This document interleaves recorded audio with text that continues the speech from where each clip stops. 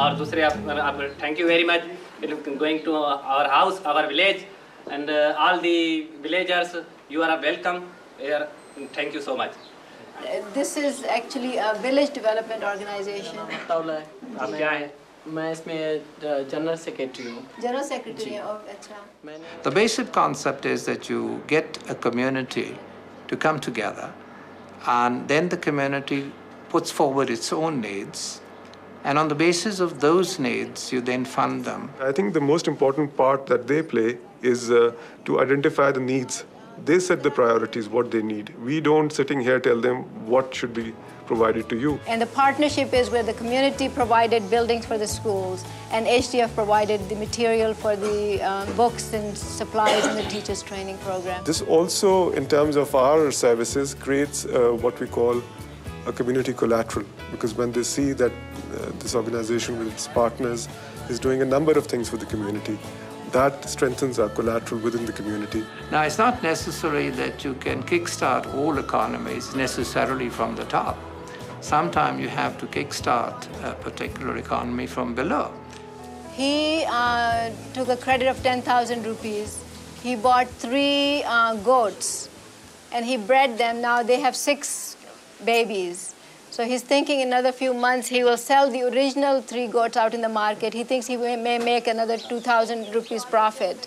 So when we start pouring in funds at the, say, rural level, at that level, they start growing. Well, what that means is that their purchasing power is going up. And if their purchasing power is going up, they're going to demand more goods. If they're going to demand more goods, it means more middle industry. And if more middle industry grows, it means more corporate industry. We have dispersed about $1 million US, given out to about 5,000 borrowers. Change is measured in spirit also, which is very intangible. I think that the spirit of working together, the spirit of empowerment, the spirit that you can do things on your own without government's help, I think that is, to me, the biggest impact.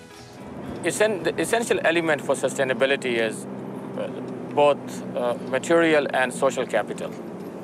And we are trying to develop both. We are trying to improve the economic status of the community so ultimately they can support their own activities.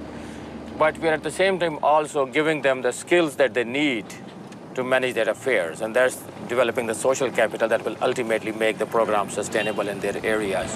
So the development organization is a concept where they are brought together and they're trained in community management.